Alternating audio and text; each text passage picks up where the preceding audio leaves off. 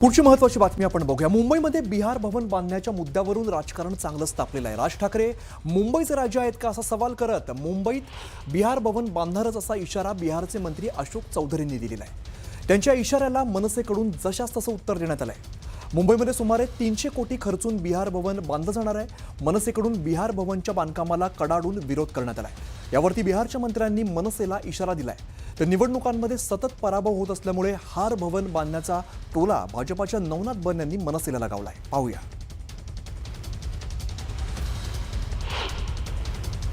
कौन कह रहा है?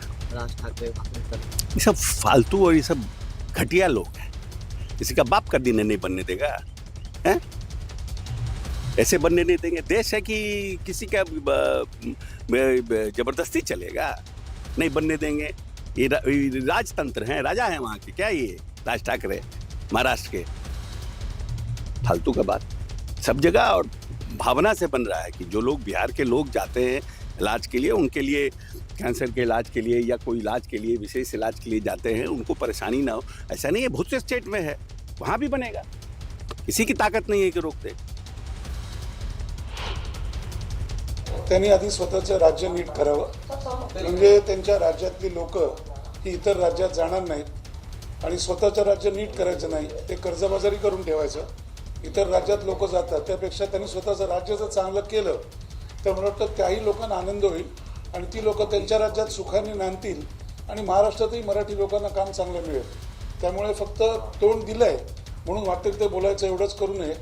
इतर राज्य काय बोलतात आपल्या राज्याच्या बाबतीत याचा त्या सन्माननीय मंत्र्यांनी विचार केला पाहिजे।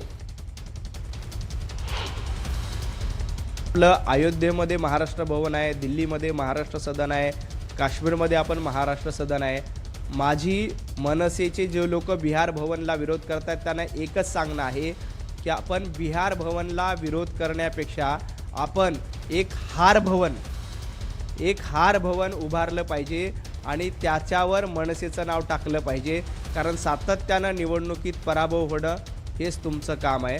त्यामुळे एक हार भवन उभं करा। बिहार भवन आम्ही उभं करतोय, एक हार भवन मनसेनं उभं करावं।